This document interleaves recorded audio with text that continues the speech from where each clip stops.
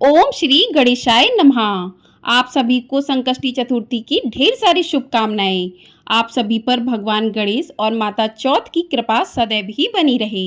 आज की वीडियो में आप सुनेंगे चौथ माता की संपूर्ण व्रत कथा। संकष्टी चतुर्थी को सकट चौथ या गणेश चौथ के नाम से भी जाना जाता है। तो इस दिन संकष्टी चतुर्थी के साथ चौथ माता की कथा भी पढ़ी अथवा सुनी जाती है। तो आइए शुरू करते हैं चौथ माता की व्रत कथा। एक सेठ सेठानी थे। उनके एक बेटा और एक बहू थे। बहू सबको भोजन करा के फिर स्वयं भोजन करती थी। एक पड़ोसन ऐसी भी थी जो रोज पूछती थी कि बहू आज खाने में क्या बनाया है। बहू कहती ठंडो बासी। एक दिन उसके पति ने ऐसा सुनकर विचार किया कि आज तो पकवान बनाए जाए, फिर देखें मेरी पत्नी क्या कहती है।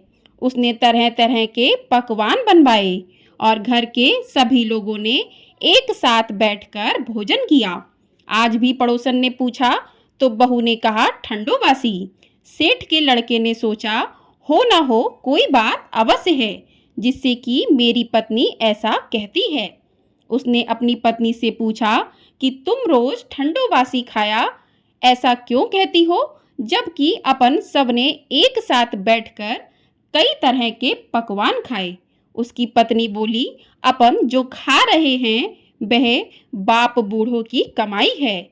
जिस दिन आप कमा कर लाओगे उस दिन मैं समझूंगी कि ताजा भोजन कर रहे हैं।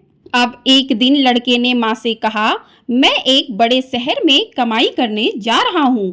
माँ बोली बेटा अपने पास इतना धन है कि खाया नहीं खुटेगा। माँ के मना करने पर भी बेटे ने स्वयं कमाने का दृढ़ निश्चय कर लिया और जाते समय पत्नी से कहा मैं जब तक कमाकर बहुत सा धन लेकर ना आऊं तुम चूल्हे की आग मत बुझने देना। एक दिन चूल्हे की आग बुझ गई तो वह मन ही मन घबराने लगी कि कहीं मेरे पति पर संकट तो नहीं आन पड़ा। जल्दी में पड़ोसन में से आग लाकर चूल्हे में रख दूं। ऐसा विचार करके पड़ोस में गई। वहां पड़ोसन चौथ माता का व्रत और पूजन कर रही थी। पड़ोसन ने कहा थोड़ी देर में आकर ले जाना। बहू ने पड़ोसन से पूछा आप यह व्रत क्यों करती हैं, इससे क्या मिलता है।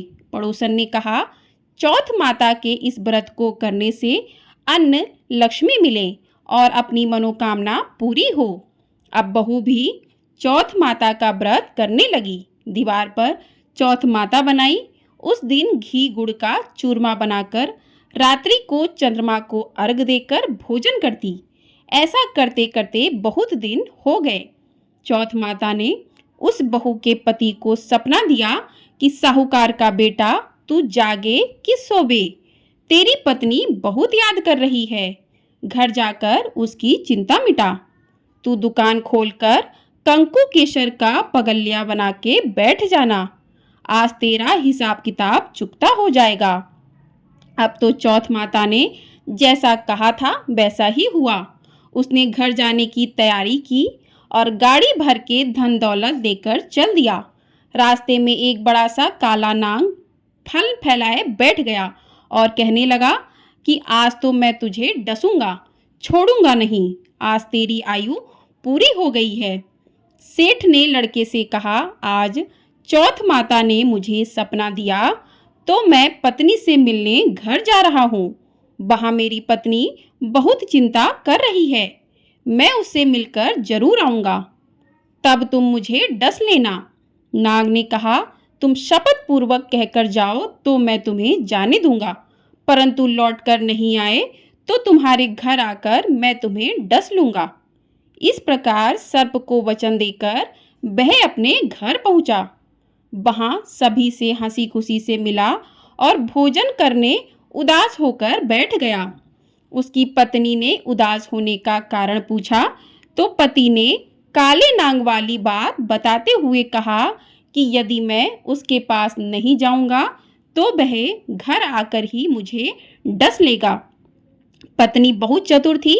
उसने कहा कि आप घबराओ नहीं, लेट जाओ, मैं एक उपाय करती हूँ। पत्नी ने कमरे की 7 पेड़ी धोई। पहली पेड़ी पर रेत, दूसरी पर इत्र, तीसरी पर गुलाल, फूल, चौथी पर कंकु केसर, पांचवी पर लड्डू पेड़ा, छठी पर गादी गलीचा और सातवीं पेड़ी पर दूध का कटोरा भरकर रख दिया। इस प्रकार वह 7 ही पेड़ी सजाकर बैठ गई। आधी रात होते ही नाग आकर पेड़ी चढ़ने लगा। पहली पेड़ी पर रेत में लौट गया और कहने लगा कि सेठ की बहू ने आराम तो बहुत दिया, पर वचनों से बंधकर आया हूं तो डसूंगा तो अवश्य ही। इसी प्रकार 7 पेड़ियों पर नाग आराम करता हुआ कहता हुआ कि डसूंगा जरूर, कमरे में जाने ही वाला था कि चौथ माता ने विचार किया कि मैं इसे नहीं बचाऊंगी तो संसार में धर्म कर्म और व्रत पूजन को कौन मानेगा। अब तो गणेश जी, चंद्रमा जी और चौथ माता ने उसे बचाने का विचार किया। चंद्रमा जी ने उजाला किया, चौथ माता ढाल बनी और गणेश जी ने तलवार लेकर नाग को मार दिया और ढाल से ढक दिया। अब बहू भी थकी हारी सो गई। दिन उगा तो लोग बेटे से मिलने आए, परंतु बेटा बहू तो उठे ही नहीं थे। बहुत देर हो गई तो माँ उन्हें उठाने गई। माँ ने 7 पेड़ियों पर जो कुछ देखा तो माँ बहुत घबरा गई और बेटा बहू को आवाज़ लगाई। बेटा बहू उठे तो देखा कि एक ढाल तलवार वहाँ पड़ी है। अब ढाल उठाई तो वहीं काला नाग मरा हुआ पड़ा था। बेटा बहू ने सोचा कि आज तो धर्म कर्म ही आड़े आए, जो भगवान गणेश जी और चौथ माता ने अपनी रक्षा की। हे चौथ माता, आपने जैसे सेठ के बेटे बहू की रक्षा की वैसे ही सबकी रक्षा कीजो। बोलिए चौथ माता की जय। तो इस प्रकार से कथा पूर्ण होती है। जो भी भक्त चौथ माता की कथा को सुनते हैं, पढ़ते हैं, उन पर माता चौथ की कृपा सदैव ही बनी रहती है। तो संकष्टी चतुर्थी के दिन संकटों को हरने वाले भगवान गणेश और चौथ माता का पूजन किया जाता है। इस दिन जो भी भक्त व्रत रहकर पूजन करते हैं, उन भक्तों पर भगवान श्री गणेश और चंद्रमा और चौथ माता की कृपा सदैव ही बनी रहती है। आइए अब करते हैं चौथ माता की आरती। ओम जय श्री चौथ मैया, बोलो श्री चौथ मैया, सच्चे मन से सुमिरे सब दुख दूर भैया। ओम जय श्री चौथ मैया, ऊंचे पर्वत मंदिर शोभा अति भारी, देखत रूप मनोहर असुरन भयकारी। ओम जय श्री चौथ मैया, महाशिंगार सुहावन ऊपर छत्र फिरे, सिंह की सवारी सोहे कर में खड़ग धरे। ओम जय श्री चौथ मैया, बाजत नौवत द्वारे अरु मृदंग डैरू, 64 जोगन नाचत नृत्य करे भैरू। ओम जय श्री चौथ मैया। बड़े बड़े बलशाली तेरा ध्यान धरे, ऋषि मुनि नर ने देवा चरणों आन पड़े।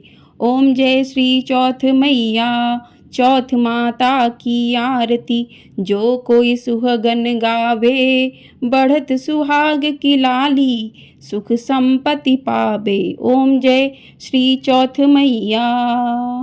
बोलिए चौथ माता की जय।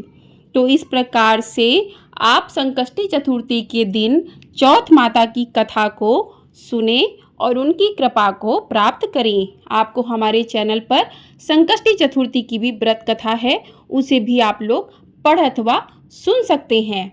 और इस दिन भगवान गणेश चौथ माता की पूजा करने के बाद रात्रि के समय चंद्रमा को अर्घ देकर ही यह व्रत पूर्ण होता है। तो चंद्रमा की पूजा करें, उसके बाद आपका व्रत जो है पूर्ण होता है। तो आप सभी को ये वीडियो कैसी लगी, पसंद आई हो, वीडियो को लाइक शेयर और चैनल को सब्सक्राइब ज़रूर कर दीजिएगा। आपको हमारे चैनल पर संकष्टी चतुर्थी की व्रत कथा भी सुनाई गई है, उसे भी आप लोग अवश्य सुनिएगा। और चौथ माता की कृपा जो है आप सभी पर बनी रहे। तो जो भी भक्त पूरे श्रद्धा भाव से चौथ माता की कथा को पढ़ते अथवा सुनते हैं तो उन पर कोई भी संकट नहीं आता है, कहते हैं सकट चौथ पर माता की ये कथा सुनने से, उनका व्रत करने से माता जो चौथ है वो अपने भक्तों के सभी संकटों को हर लेती हैं। भगवान गणेश अपने भक्तों के सभी विघ्नों को हर लेते हैं और उन भक्तों पर अपना सदैव ही आशीर्वाद बनाए रखते हैं। बोलिए चौथ माता की जय। बोलिए भगवान गणेश की जय।